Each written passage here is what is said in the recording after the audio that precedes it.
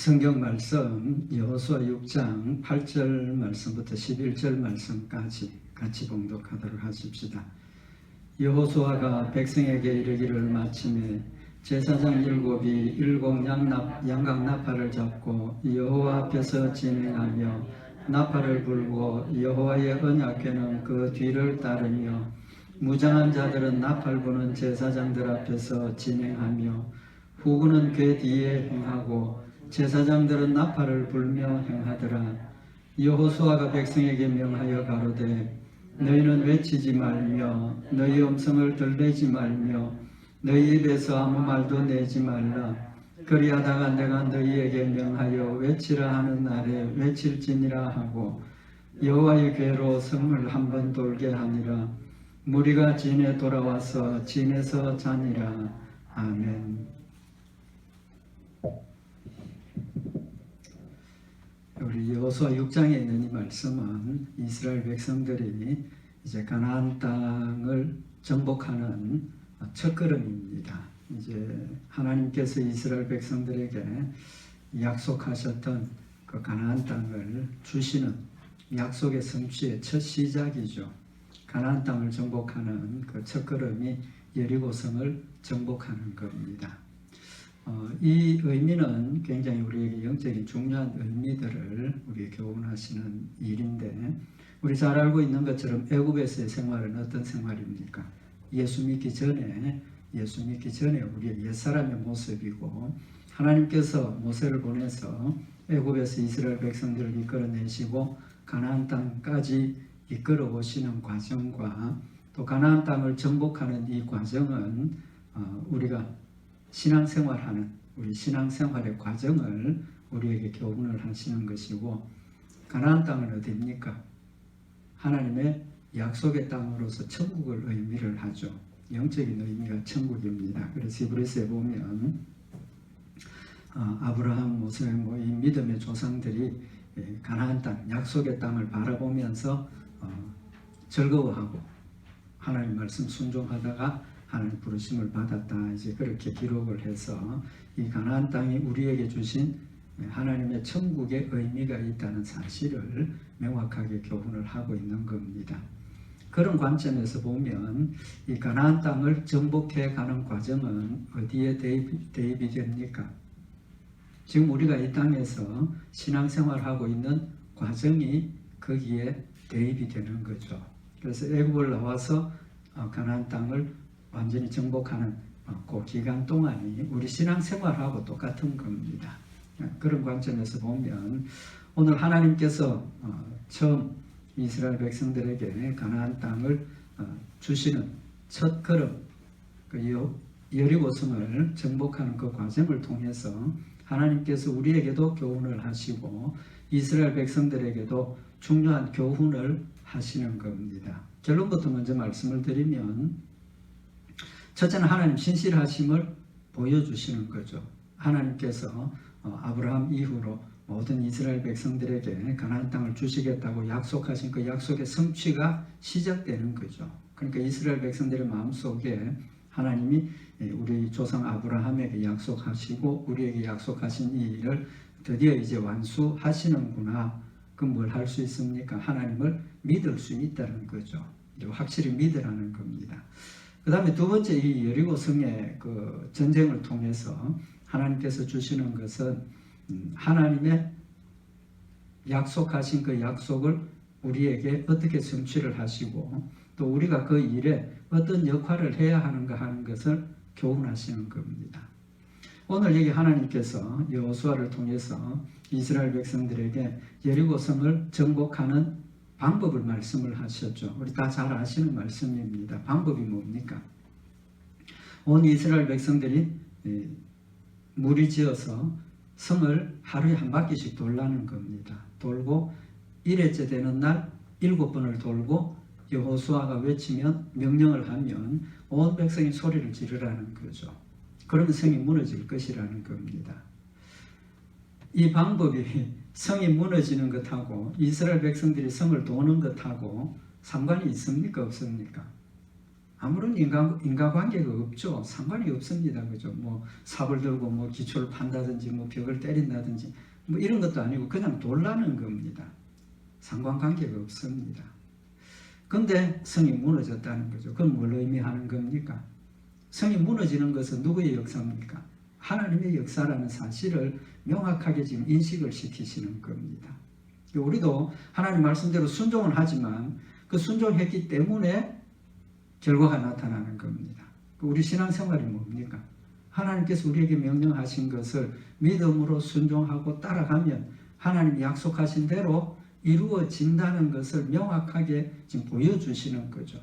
그러니까 앞으로 이 가나안 땅을 정복하는 그 일이 여리고성을 정복하는 것처럼 점진적으로 이제 우리가 정복해 가는데 그 과정에서도 우리의 이성이나 우리의 과학이나 우리의 경험에 맞지 않더라도 하나님께서 명령하시고 약속하신 것은 믿음으로 순종하면 그대로 이루어진다라는 사실을 우리에게 명확하게 가르쳐 주시고 지금 이스라엘 백성들의 마음속에도 새기라고 말씀을 하시는 겁니다.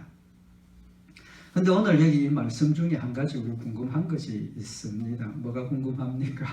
그냥 성을 돌라 하시면 될 텐데 무슨 조건을 주셨습니까? 한 가지 조건을 주셨죠. 무슨 조건입니까? 말하지 말라는 겁니다. 그죠? 너희 입에서 말을 한마디도 내지 말라. 쉽습니까? 어렵습니까? 어렵겠습니까? 어려운 게 맞죠. 왜 그렇습니까? 만약 혼자 돈다면 뭐 말 별로 안 하는 사람 같으면 혼자 돌 때 말 안 할 수 있을 겁니다. 지금 백성들이 다 함께 다 같이 도는 겁니다. 그죠? 그런 상황인데 말 한마디도 안 하고 온 백성이 전부 다 말 한마디 안 하고 그걸 한 바퀴 돌 수 있겠습니까? 굉장히 어렵다고 저는 생각이 되어집니다. 그죠? 뭐 옆에 사람하고 뭐 부딪힌다든지 뭐 어떤 돌발적인 상황이 얼마든지 일어날 수 있는데 어려운 조건을 하나 제시를 하신 거죠. 하나님께서. 그 이유가 뭐냐는 겁니다.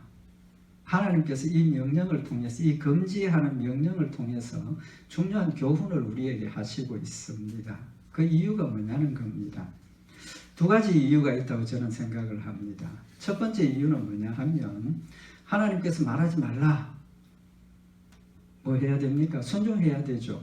말 안 하고 해야 성이 무너지는 겁니다. 그죠? 누구 하나라도 불순종하면 하나님 약속한 것 안 하실 수도 있다는 거죠. 왜? 우리가 불순종했으니까. 그렇게 보면 쉽기도 하고 어렵기도 한 이 일을 하나님께서 왜 명령하셨느냐는 겁니다. 순종해야 되는데 순종하기 위해서는 뭐가 필요합니까?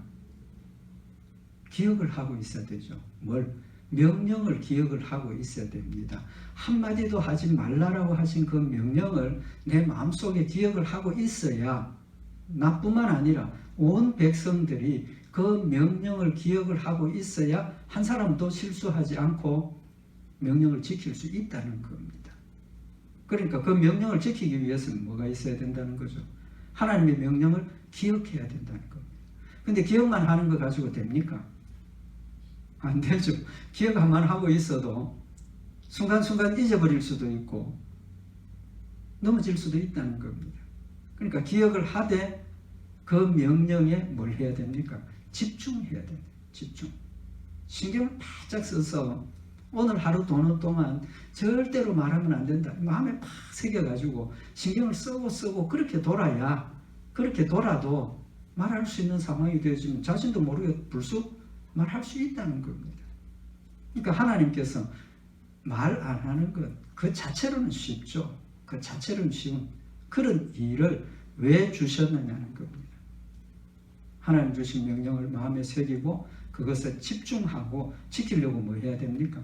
노력해야 된다는 겁니다. 창세기 2장에 보면 하나님께서 천지를 창조하시고 아담과 하와에게 너희 동산에서 마음대로 살아라 그랬죠. 마음대로 살아라 그랬습니다. 근데 그걸로 끝이었습니까? 아니죠. 한 가지 금하는 것을 주셨다는 겁니다. 뭡니까? 창세기 2장 17절에 보면 선악을 알게 하는 나무의 실과는 먹지 말라. 다 먹어도 좋은데 동산 각종 나무의 실과는 네가 임의로 먹되 마음대로 먹어도 되지만 선악을 알게 하는 나무의 실과는 먹지 말라. 그리고 뭐라고 말씀하셨습니까? 네가 먹는 날에는 정령 죽으리라. 엄청난 벌을 거기에다가 걸어 놓으신 겁니다. 왜 그랬겠습니까? 왜 그랬겠습니까? 그거 안 해도 될 텐데. 똑같은 의미입니다. 하나님께서 주신 에덴 동산 가운데서 하나님 주신 축복과 평강 가운데 늘 생활을 하지만 선악을 알게 하는 나무의 실과를 먹지 말라. 한 가지 금한 것을 주시는 것은 그 명령을 마음에 새기고 그 명령을 기억을 하고 그걸 지키기 위해서 노력을 하라는 겁니다. 그 의미가 뭡니까? 하나님의 명령을 기억하고 그걸 지키기 위해서 노력하는 근본적인 의미가 뭐냐는 겁니다. 근본적인 의미가 뭐냐 하면 누구를 생각해야 됩니까? 하나님을 생각을 하는 겁니다. 하나님 주신 금하신 명령을 기억하는 그 일은 명령만 기록하는 것이 기억하는 것이 아니라 정령 죽으리라고 하신 그 하나님을 기억을 하라는 겁니다. 결론이 나지 않습니까? 우리 신앙생활의 핵심이 뭡니까? 하나님을 늘 기억하고 있는 겁니다. 하나님을 늘 기억하고 기억만 하는 것이 아니라 그 주신 말씀을 마음에 새겨서 그 말씀을 통해서 하나님과 함께 교제하고 교통하고 하나님과 함께 동행하라는 의미를 지금 우리에게 교훈을 하고 있는 겁니다. 이스라엘 백성들이 가나안 땅에 들어가기 전에 모세가 이스라엘 백성들에게 설교를 했죠. 신명기 8장 11절에 보면 내가 오늘날 네게 명하는 여호와의 명령과 법도와 규례를 지키지 아니하고 내 하나님 여호와를 잊어버리게 되지 않도록 삼갈지어다. 하나님을 잊어버리면 뭐도 잊어버립니까? 하나님 주신 명령도 잊어버린다는 겁니다. 하나님 하지 말라 하라 하신 명령도 잊어버리게 된다는 겁니다. 또 그것도 그걸 잊어버리면 하나님도 역시 잊어버린다는 겁니다. 그러니까 하나님을 잊어버리지 않도록 하기 위해서 그 명령을 하셨다는 사실을 지금 우리에게 교훈을 하고 있는 겁니다. 하나님의 명령을 집중하고 하나님 주신 명령을 마음에 새겨서 하나님을 기억하는 그것이 중요하다는 거죠. 그러면서 모세가 하나님 잊어버릴까 걱정하면서 신명기 8장 12절에 네가 먹어서 배불리고 아름다운 집을 짓고 거하게 되며 또 내 우양이 번성하며 내 은금이 정식되며 내 소유가 다 풍부하게 될 때에 두렵건대 내 마음이 교만하여 내 하나님 여호와를 잊어버릴까 하노라. 여기 중요한 게 뭐냐 하면 뭐가 두렵다는 겁니까? 하나님 여호와를 잊어버리는 걸 두렵다는 겁니다. 그냥 염려하고 걱정하는 정도가 아니라 두렵다는 겁니다. 왜 두렵습니까? 하나님을 잊어버리면 그 순간부터 우리는 하나님과의 관계가 어떻게 됩니까? 단절되는 겁니다. 단절돼요. 하나님은 나를 붙들고 계신다 하더라도 내가 하나님을 잊어버리는 그 순간부터는 내 신앙생활이 딴 길로 가게 되어 있다는 겁니다. 신명기 8장 19절에 보면 네가 만일 내 하나님 여호와를 잊어버리고 우리가 하나님을 잊어버린 그 결과가 뭐냐를 이야기를 하시는데 다른 신들을 쫓아 그들을 섬기며 그들에게 절하면 하나님을 잊어버리는 그 순간부터 우리에게 뭐가 생긴다는 겁니까? 다른 신을 섬기게 되어 있다는 겁니다. 다른 신을 섬긴다. 다른 신이 꼭 우상, 형상 이런 걸 만들어 놓고 절하는 그것만 다른 신이 아닙니다. 하나님 잊어버리는 그 순간부터 내한테 생기는 신이 누굽니까? 내 자신이 신이 되는 겁니다. 사실 내 자신이 신이 되는 거예요. 조금 이따 말씀을 참고를 하겠지만 우리의 삶의 핵심이 하나님이 떠나고 나면 그 자리에 누가 있습니까? 내가 있습니다. 내가. 다른 사람은 아무 상관은 없습니다. 내가 있다. 내가 신이 되는 겁니다. 나의 배를 섬기고 내 육신의 욕심을 섬기고 내 어떤 쾌락을 섬기고 결국은 나를 섬기는 결과가 되어지는 겁니다. 우상을 만들어 놓고 거기에 섬기지만 그 섬김의 목적이 누구를 위한 겁니까? 나 자신을 위한 겁니다. 결론은 하나님을 잊어버리는 그 순간부터 내가 내 자신이 신이 되고 하나님 말씀을 떠나게 되고 하나님 말씀 불순종하고 세상으로 지옥으로 흘러간다는 사실을 말씀을 하고 있는 겁니다. 하나님을 기억하는 것 얼마나 중요하냐는 것, 절대적인 겁니다. 디모데후서 2장 8절에 보면 나의 복음과 같이 다윗의 씨로 죽은 자 가운데서 다시 살으신 예수 그리스도를 기억하라. 지금 우리에게도 모세가 이스라엘 백성들에게 하나님을 기억하라고 하셨던 것처럼 지금 우리에게도 다윗의 씨로 죽은 자 가운데서 다시 살으신 예수 그리스도를 기억하라. 예수 그리스도를 기억하라고 우리에게 명령을 하고 있는 겁니다. 왜? 하나님을 잊어버리는 그 순간부터 우리는 우상을 숭배하게 되고 죽음의 자리에 이르게 된다는 겁니다. 이사야 49장 14절에 보면 오직 시온이 이르기를 여호와께서 나를 버리시며 주께서 나를 잊으셨다 하였거니와. 우리가 신앙생활하면서 어려운 일을 당하고 절박한 상황이 닥치면 우리 마음속에 뭐가 생깁니까? 하나님에 대한 믿음이 의심이 생기죠. 하나님 날 사랑 안 하시는가 봐. 하나님 날 잊어버리셨는가 봐. 믿음에 대한 의심이 오기 시작을 하면 우리는 하나님을 버리고 세상의 방법을 쫓아가게 된다는 겁니다. 뭐라고 말씀하셨습니까? 이사야 49장 15절에 여인이 어찌 그 젖먹는 자식을 잊겠으며 자기 태에서 난 아들을 긍휼히 여기지 않겠느냐. 그들은 혹시 잊을지라도 나는 너를 잊지 아니할 것이라. 하나님 우리를 잊지 않는다 그랬습니다.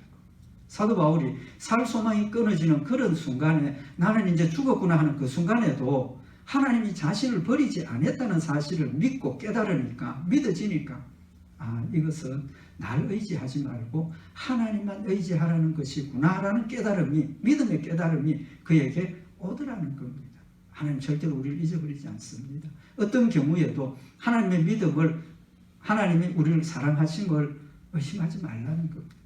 하나님 기억하는 것은 하나님의 사랑을 믿고 하나님 함께 하심을 믿는다는 의미를 우리에게 새기라는 말씀입니다. 두 번째로 말을 못하게 하신 이유가 뭡니까? 이제 말씀드린 것처럼 말 못하게 하라는 것, 하나님 원하시는 게 뭡니까? 순종을 원하시는 거죠. 너 말하지 말라. 그냥 장난으로 그러신 게 아니라 말하지 말라 하셨으니까 우리에게 철저하게 순종을 요구하시는 겁니다. 하나님 말씀을 순종을 요구하는 겁니다. 근데 해필이면 왜 말하지 말라라고 말씀을 하셨겠습니까? 결론부터 먼저 말씀을 드립니다. 말 안 하는 것은 절제입니다. 절제. 이제 좀 이따 더 자세히 말씀을 드리도록 하고, 이 말 안 하는 것은 누구와의 싸움입니까? 나하고 싸움입니다. 그죠?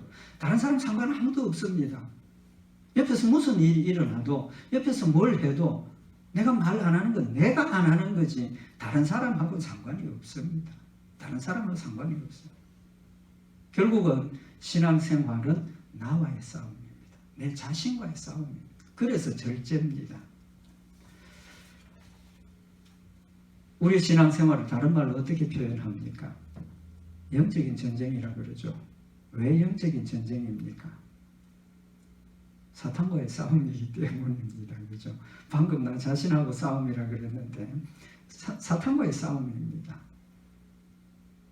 중요한 것은 사탄과의 싸움이라고 생각을 하면 우리는 넘어지기가 쉽습니다. 왜 그렇습니까? 사탄 눈에 안 보입니다. 그죠? 실체가 안 보입니다. 안 보이니까 사탄을 싸운다는 어떤 그런 이 형식적인 그런 내용만 생각이 되는 거지, 분명한 싸움 상대가 없으니까 싸움이 자꾸 어려워지는 겁니다. 정확한 것은 사탄이 실체가 없는 게 아니고 실체가 있습니다. 그죠? 있는데 왜 문제가 됩니까? 보이지 않기 때문에. 안 보이기 때문에 그 실체를 자꾸 우리 잊어버리고 그렇게 됩니다. 그러나 중요한 것은 근본적인 싸움은 사탄과의 싸움입니다. 제가 좀 이따 더 말씀을 드리도록 하고, 그렇게 보면 천국 가나안 땅을 들어가는 것이 지금 뭡니까? 내 자신과의 싸움을 통해서 들어가는 것이라는 걸 지금 말씀을 하시는 겁니다. 그냥 들어가시는 게 아니고 내 자신, 말 안 하고자 하는 내 자신과 말을 해야 되는 내 자신과의 싸움을 통해서 말 안 하고 나를 절제하고 나를 다스려서 말 안 하고 들어가는 곳이라 그 말입니다. 그럼 더 쉽게 이야기를 하면 우리가 천국 들어가는 그 길이, 신앙생활이 누구와의 싸움입니까? 사탄과의 싸움인 겁니다. 사탄과의 싸움. 더 단순화하면 사탄은 왜 우리를 공격을 합니까? 하나님 말씀을 순종하지 못하도록 공격을 하는 거죠. 하나님 말하지 말라 그랬는데 사탄 자꾸 우리가 말하도록 공격을 하는 겁니다. 근데 우리는 이게 사탄의 역사구나. 내가 하나님 말씀 순종하기 위해서 내가 말을 안 해야 된다라는 결론에 이른다는 겁니다. 그래서 사탄은 우리를 공격을 하는 겁니다. 영적인 싸움이라는 거죠. 영적인 전쟁이라는 겁니다. 조금 잘못하면 우리가 믿음으로 구원받습니다. 그죠? 믿음으로 구원받는 거지. 행함으로 구원받는 것 아니죠. 아니지만 가는 과정에서 우리가 하나님의 백성이 되고 천국 가는 과정에서는 뭘 해야 됩니까? 하나님 말씀을 순종해야 되는 의무가 우리에게 생겨졌다는 겁니다. 그 의무를 다 하고 믿음으로 천국 가는 사람이 있는가 하면 예수 믿었기 때문에 그냥 천국 가지만 그 의무, 우리가 하나님 말씀을 순종하고 이 땅에서 하나님의 뜻을 행하고 하나님을 영화롭게 하는 일을 하지 못하고 믿음만 가지고 용서받고 천국 가는 사람도 있습니다. 있습니다. 그걸 우리가 분명히 기억을 하셔야 돼요. 우리가 예수 믿고 하나님 백성이 되는 그 순간부터 거룩한 백성이 되었기 때문에 새롭게 하나님의 말씀을 철저하게 순종해야 될 의무가 우리에게 생겨졌다는 겁니다. 그래서 예수 믿는 그 순간부터 더 철저하게 하나님 말씀을 순종해야 되는 겁니다. 근데 그걸 못하니까 하나님께서 누구를 보내신 겁니까? 예수 그리스도를 보내셔서 내 대신 죽게 하시고 부활하게 하셔서 예수를 믿음으로 과거에 지은 죄부터 내가 죽을 때까지 지금 짓는 죄까지 다 용서하셨다는 의미를 우리가 기억을 하자는 겁니다. 조금 말이 딴 데로 갔는데 결론은 우리가 천국 들어가는 그 과정이 사탄과의 싸움입니다. 예수님 그걸 굉장히 정확하게 표현을 하셨는데 누가복음 16장 16절에 보면 율법과 선지자는 요한의 때까지요 그 후부터는 하나님 나라의 복음이 전파되어 사람마다 그리로 침입하느니라 그랬습니다. 거기가 어디입니까? 천국입니다. 천국은 복음이 전파되어 사람마다 그리로 침입한다라고 예수님 말씀을 하셨습니다. 침입이 뭡니까? 극단적으로 이야기를 하면 어떤 폭도들이 공격하고 문을 열고 들어간다. 그런 굉장히 강한 의미를 가지고 있는 겁니다. 왜 그렇게 예수님 표현하셨습니까? 우리 예수 믿고 그냥 가는 것처럼 보이지만 예수 믿고 난 뒤에 우리가 하나님의 말씀을 철저하게 순종하는 그 영적인 전쟁을 지금 침입한다라고까지 표현을 하고 계시는 겁니다. 그냥 가지는 게 아니라는 겁니다. 그 표현 정확하게 이해하셔야 됩니다. 그냥 가지는 것이 아니다 하면 우리가 열심히 싸워서 승리해야만 가는 것이 다라는 뜻은 아닙니다. 아니고 예수 믿었기 때문에 하나님 나를 택하셨기 때문에 우리가 철저하게 하나님 말씀을 순종하려고 노력하면서 가야 한다는 사실을 말씀을 하시는 겁니다. 사탄이 우리를 공격하는 방법이 뭐가 있겠습니까? 저걸 알아야 우리도 싸워 승리할 수 있죠. 사탄이 우리를 공격하는 방법이 두 가지입니다. 두 가지. 하나는 외적인 것, 외부적인 것. 두 번째는 내적인 것, 내부적인 것. 설명 안 해도 아시겠죠, 이미. 성경에 보면 요한일서 2장 15절에 보면 이 세상이나 세상에 있는 것들을 사랑치 말라. 누구든지 세상을 사랑하면 아버지의 사랑이 그 속에 있지 아니하니 이는 세상에 있는 모든 것이 육신의 정욕과 안목의 정욕과 이생의 자랑이니 다 아버지께로 쫓아온 것이 아니요 세상으로 쫓아온 것이라. 세상 사랑하지 말라 그랬습니다. 왜? 세상 사랑하면 하나님 버리고 세상을 가기 때문에. 그 말은 곧 하나님 말씀 불순종하고 육신의 욕심을 따라 악한 일도 하고 마음대로 살게 되기 때문에 세상 사랑하지 말라는 겁니다. 그러니까 사탄이 우리를 넘어뜨리기 위해서는 뭘 합니까?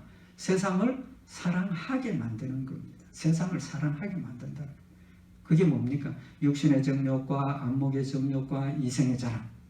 내가 뭘 가지고 싶고 많이 가지고 싶고 많이 가져서 자랑하고 싶고 높은 자리에 올라가고 싶고 이생의 자랑을 가지고 우리 성도들을 유혹을 하는 겁니다. 그걸 가지기 위해서는 뭐 해야 됩니까?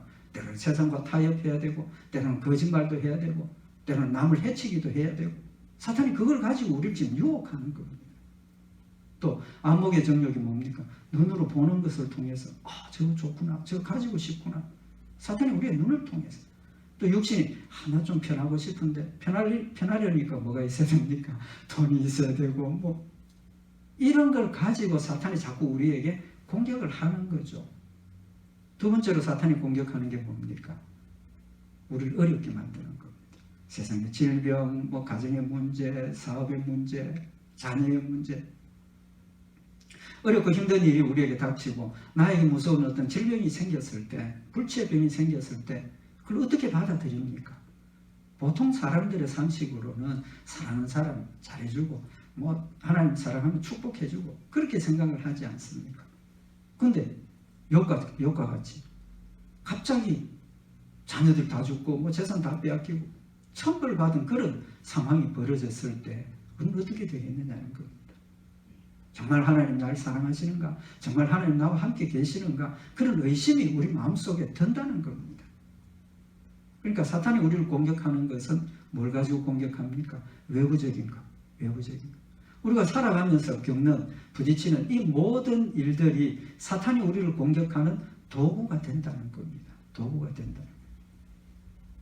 근데 중요한 게 뭐냐 하면 외부에서 오는 이런 모든 공격들을 다스리고 내가 의심하지 않고 믿음 위에 설 수 있는 것은 누가 하는 겁니까? 결국 누가 합니까? 내가 하는 겁니다. 내가 하는 것. 욥이 그런 극단적인 어려움에 처하고 욥의 친구들이 찾아와서 위로하러 와가지고 오히려 그를 막 정죄하면서 너 무슨 죄가 있지 않느냐, 너 있다, 죄 때문에 그렇다, 회개해라, 회개해라. 오히려 불난집에 지금 기름 더 붓는 그런 역할을 하고 있지만 욥은 철저하게 주신이도 하나님이시오 가져가시니도 하나님이시라는 하나님에 대한 믿음을 확실하게 믿었기 때문에 원망하지 않고 저주하지 않고 하나님을 믿는 그 믿음을 지키는 그런 모습이 누가 한 겁니까? 욥 자신이 한 겁니다. 욥 자신이 한 거예요. 처음에 말씀드린 것처럼 우리가 모든 일들의 결정은 누가 하는 겁니까? 내가 하는 겁니다. 말하지 말라 하셨으니까 말 안 하는 건 내가 안 하는 거지 어떤 사람이 대신 해주는 것도 아니고 대신 해줄 수도 없다는 겁니다. 그럼 결론이 뭡니까? 영적인 전쟁은 누구의 싸움입니까? 나와의 싸움입니다. 나 자신과의 싸움입니다. 이 말은 안 해야 되는데 거짓말 한번 하면 이 상황을 좀 모면할 수 있는데 내 자신과의 싸움입니다.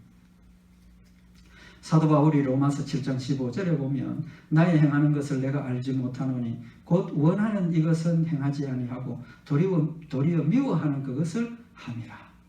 사도 바울이 자신을 돌아보니까 참 자신도 모르겠다는 겁니다. 왜 모르겠다는 겁니까? 자신의 마음속에는 정말 하나님 말씀대로 살고 철저하게 하나님 뜻대로 순종하고 살고 싶은데 살아온 자신의 뒷모습을 돌아보니까 자신이 원하는 만큼 하나님 말씀대로 순종하고 거룩하고 온전한 그런 모습이 없더라는 겁니다. 없더라는 거예요. 그러니까 본인도 이해를 못하겠다는 거죠. 왜 이런가? 왜 이런가? 근데 한 가지 뭘 깨달았다 그랬습니까? 로마서 7장 17절에 보면 이제는 이것을 행하는 자가 내가 아니요 내 속에 거하는 죄니라. 내 속에 거하는 죄니라. 라고 고백을 하면서 로마서 7장 22절에 보면 21절에 보면 그러므로 내가 한 법을 깨달았노니 곧 선을 행하기 원하는 나에게 악이 함께 있는 것이로다. 악이 함께 있는 것이로다. 우리가 하나님의 자녀가 되었습니다. 믿음으로 거룩한 백성이 되었습니다. 하나님을 사랑합니다. 하나님 말씀대로 순종하려고 노력합니다. 그럼에도 불구하고 아직도 내 마음 한구석에는 누가 있다는 겁니다. 사탄이 지금 들어와 있다는 겁니다. 사탄이 공격을 하고 있다는 겁니다. 내 마음을 흔드는 겁니다. 뭘 통해서? 외부적인 요건들을 통해서. 외부적인 요건을 위해서. 그래서 사도 바울이 로마서 7장 23절에 내 지체 속에서 한 다른 법이 내 마음의 법과 싸워 내 지체 속에 있는 죄의 법 아래로 나를 사로잡아 오는 것을 보는도다. 결국은 신앙생활은 뭡니까? 영적인 전쟁이 뭡니까? 내 안에서 지금 벌어지고 있다는 겁니다. 내 안에서 벌어지고 있다. 나는 하나님 말씀대로 순종하고 하나님 뜻대로 살고 싶어서 열심히 노력을 하는데 내 안에 또 다른 내가 나를 사로잡아서 죄 가운데로 자꾸 끌고 가는 모습을 보고 있다는 겁니다. 뭐라고 고백을 합니까? 로마서 7장 24절에 오호라 나는 공고한 사람이로다. 이 사망의 몸에서 누가 나를 건져내랴. 오호라 나는 공고한 사람이다. 공고한 사람.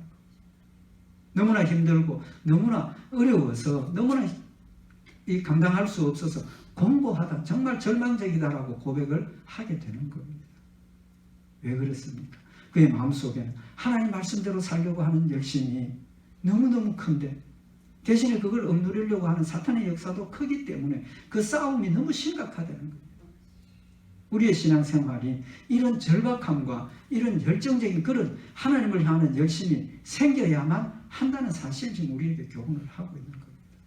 우리가 하나님 말씀을 순종하기 위해서 얼마나 열망을 가지고 얼마나 노력하고 얼마나 힘을 가지고 싸우고 있느냐 하는 데 따라서 정말 사도 바울이 나는 정말 힘들어. 난 너무 공고한 사람이야. 이런 고백이 우리에게 나올 수 있어야 한다는 겁니다.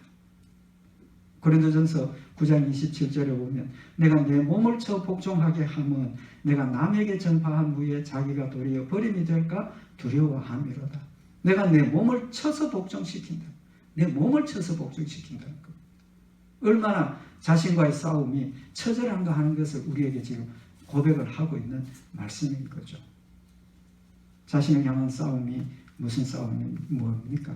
전에 말씀드린 것처럼 절제라는 겁니다. 절제. 절제 뜻이 뭡니까? 나를 다스린다는 거죠. 나를 조절한다는 겁니다. 나를 다스린다. 말하고 싶은데 말하지 마. 하나님께서 하지 말라고 그래서 나는 그래도 해야 돼. 내 자신을 다스려서 정복하면 말 안 하게 되는 겁니다. 그게 절제입니다. 내 마음에서 일어나는데 안 돼 했지만 터져가지고 하고 나면 그 절제를 못한 게 되는 거죠. 그래서 사도 바울이 사도행전에 보면 유대 총독 벨릭스에게 복음을 전하는데 사도행전 24장 25절에 보면 바울이 의와 절제와 장차오는 심판을 강론하니 사도 바울이 유대 총독에게 복음이 뭐냐? 뭐 내용이 많지 않습니까? 딱 축약해가지고 세 가지를 이야기를 했습니다. 뭡니까? 의, 절제, 장차오는 심판. 의가 뭡니까? 예수 그리스도를 믿음으로 내 죄가 용서받았다는 겁니다. 그게 의입니다. 믿음으로 얻는 의. 절제는 뭡니까? 이제까지 말씀을 상고했던 것처럼 내 안에서 일어나고 있는 하나님의 말씀을 거역하고 불순종하고 육신의 욕심을 따라 살려고 하는 그 욕심을 다스리는 절제를 지금 이야기를 하고 있는 겁니다. 신앙생활이 오늘 이 말씀하고 일치가 되는 거라는 거예요. 하나님께서 이스라엘 백성들에게 말하지 말라 절제를 요구하시는 것이고 우리의 신앙생활이 자신과의 싸움인 절제라는 사실을 지금 우리에게 명확하게 교훈을 하고 있는 겁니다. 로마서 8장 6절에 보면 육신의 생각은 사망이요 영의 생각은 생명과 평안이니 육신의 생각은 하나님과 원수가 되나니 이는 하나님의 법에 굴복지 아니할 뿐 아니라 할 수도 없음이라. 육신의 생각은 하나님과 원수가 되고 하나님의 법에 굴복지 않는다는 겁니다. 내 안에 육신의 생각이 항상 같이 있는 겁니다. 공존하고 있는 겁니다.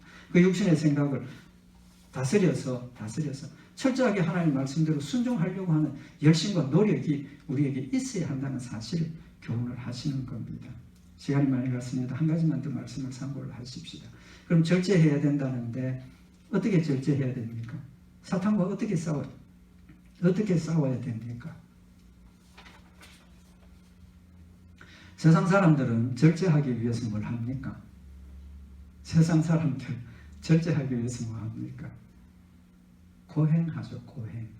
스님들 뭐 합니까? 육신의 어떤 그런 생각들을 절제하기 위해서 수행합니다. 그죠? 하한 거, 동한 거, 그 다음에 이렇게 모여가지고 몸을 때립니다. 그죠? 몸도 때려요. 그건 뭡니까? 지금 자신의 마음속에 일어나는 욕심들을 절제하기 위해서 하는 겁니다. 또 세상 사람들은 절제하기 위해서 뭐 합니까? 수도원으로 들어갑니다. 절에도 들어가고 세상과 단절합니다. 하나님 원하시는 그 방법이 아닙니다. 하나님 원하시는 그 방법이 아니라 우리는 어떻게 해야 됩니까? 이제까지 말씀 상고했던 것처럼 절제의 첫째가 뭡니까? 하나님을 기억하는 것.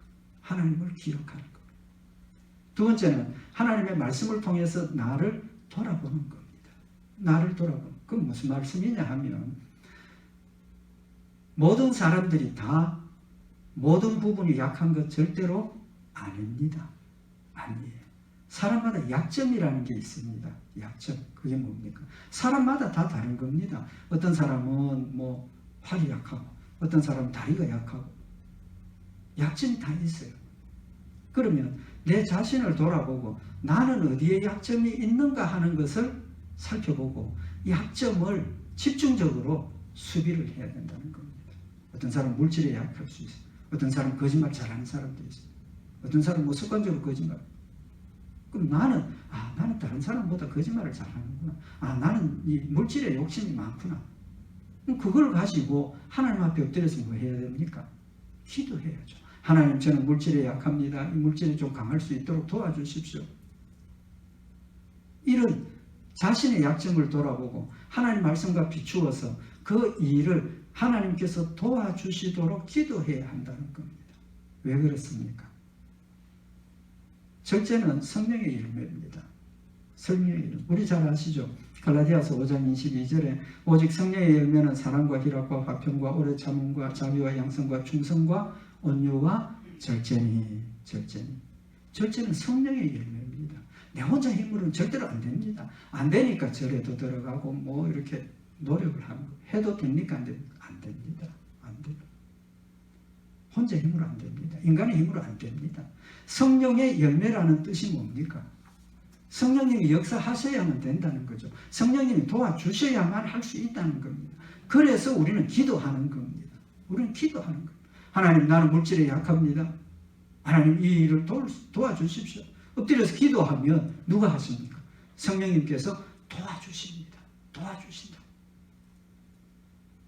요한복음 14장 46절에 보면 내가 아버지께 구하겠으니 그가 또 다른 보혜사를 너희에게 주사 영원토록 너희와 함께 있게 하시리니. 또 다른 보혜사가 누굽니까? 성령님 아니십니까? 예수님 가시고 성령님 보내셔서 나와 우리 성도들의 마음속에 항상 함께 하시면서 나를 위해서 성령님께서 뭐 하고 계십니까? 나를 대신해서 기도한다고 그랬지 않습니까? 성령이 말할 수 없는 탄식으로 나를 위해서 기도하신다. 하나님, 김 목사 이런 부분이 약합니다. 하나님, 김 목사 지금 이런 상황에서 넘어졌습니다. 하나님, 믿음을 회복하고 일어날 수 있도록 해주십시오. 하나님, 저 성도, 하나님, 저 집사, 우리의 영혼들을 내 안에 계시는 성령님께서 하나님의 뜻을 정확하게 아시고 내 약점과 내 죄를 분명하게 아셔서 깨닫게 하시고 나를 위해서 대신 기도하고 계실 때 나도 내 약점을 깨닫고 내 죄를 깨닫고 하나님 앞에 엎드려서 기도하면 하나님께서 나에게 힘을 주시는 겁니다. 도와주시는 겁니다. 일어서게 하시는 겁니다. 다니엘의 세 친구들이 자신들에게 닥쳤던 그 위험을 깨닫고 하나님 앞에 엎드려 기도했더니 자신들을 다스리는 관리하는 환관장에게 도움을 얻게 하셔서 우상의 재물을 먹지 않도록 도와주시더라는 겁니다. 로마서 8장 14절에 보면 무릇 하나님의 영으로 인도함을 받는 그들은 곧 하나님의 아들이라. 여러분과 저는 하나님의 아들입니다. 하나님의 영으로 인도함을 받고 있는 겁니다. 그래서 뭐라고 말씀을 하셨습니까? 성령을 소멸치 말고. 데살로니가전서 5장 19절에 보면 성령을 소멸치 말고 예언을 멸시치 말고. 오늘 뭐 항상 기뻐하라, 쉬지 말고 기도하라, 이건 잘 아시죠?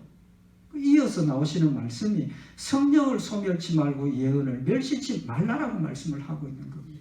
하나님의 말씀을 뜨겁게 말씀으로 받아들여서 그 말씀을 내 마음속에 새겨서 성령님께서 그 말씀을 가지고 내 가운데서 깨우쳐 주시고 인도하실 때 그 성령의 역사를 소멸하고 무시하지 말라는 겁니다.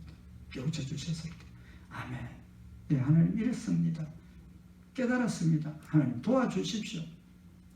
그럴 때 하나님께서 새 힘을 주시고 이렇게 세워주셔서 하나님의 뜻을 끝까지 감당할 수 있도록 이끌어 주시는 겁니다. 사도 바울이 로마서 7장 24절에 오호라 나는 공고한 사람이로다. 이 사망의 몸에서 누가 나를 건져내랴 라고 탄식했지만 25절에 이어서 우리 주 예수 그리스도로 말미암아 하나님께 감사하리로다. 그런즉 내 자신이 마음으로는 하나님의 법을 육신으로는 죄의 법을 섬기노라. 사도 바울이 떳떳하게 자신있게 마음으로는 하나님의 법을 섬기고 육신으로는 아직도 죄의 법을 섬기노라라고 고백을 하고 있는 겁니다. 무엇 때문입니까? 예수님께서 내 죄를 용서하셨고 내가 지금 넘어져 있지만 예수님 나에게 힘주시고 성령님 나와 함께 하셔서 끝까지 나를 천국으로 이끌어 가신다는 사실을 믿었기 때문에 자신 있게 주 예수 그리스도로 말미암아 하나님께 감사하리로다라고 고백을 하고 있는 겁니다. 우리의 넘어짐, 우리의 실족, 우리의 범죄, 그것 때문에 우리는 두려워하고 낙심하고 절망할 것이 아니라 오히려 하나님께서 나에게 주신 용서의 은혜를 다시 한번 마음에 새기고 성령님께서 내 마음속에 역사하시는 대로 날 기도하면서 아멘으로 성령의 역사를 따라 순종하며 걸어가는 그 길이 천국을 내가 차지하는 그런 축복이 있다는 사실을 오늘 이 말씀을 통해서 다시 한번 마음에 새기고 올 한 해도 우리 앞에 많은 일들이 놓여 있습니다. 사탄의 공격이 분명히 있습니다. 두려워하지 말고 늘 기도하고 하나님 말씀 가운데 서서 말씀으로 승리하는 여러분 역사 있기를 바랍니다. 기도드리십시다. 사랑의 하나님 아버지, 신앙생활이 자신과의 싸움임을 다시 한번 마음에 새기는 시간이 되게 하시고 하나님을 늘 기억하고 자신을 돌아보며 성령님 인도하시는 대로 성령의 역사를 소멸하지 않고 따라가며 승리하는 복된 성도들 되도록 또 교회가 되도록 좀 축복하여 주시옵소서. 늘 함께 하시고 승리케 하실 줄 믿고 감사드리오며 우리 주 예수 그리스도의 이름으로 기도드리옵나이다. 아멘.